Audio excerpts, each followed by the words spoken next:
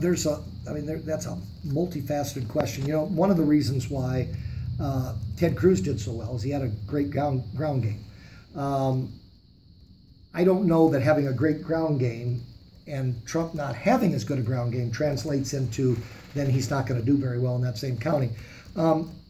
Actually, what I'm seeing on the ground, it's the soft Republicans, and actually I think we're going to revive for the first time in reality. Every Republican candidate has talked about Reagan Democrats, but in reality, if you look at the stats, you really haven't seen those classic Reagan Democrats. I think we're going to be able to use that term.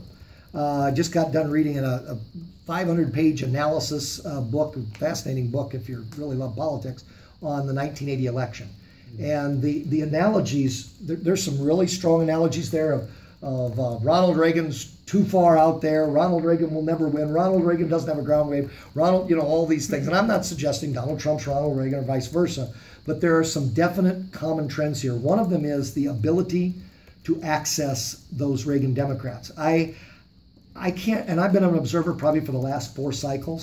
This is the first time this early I have ever heard of a campaign that is actually a Republican campaign going into union halls.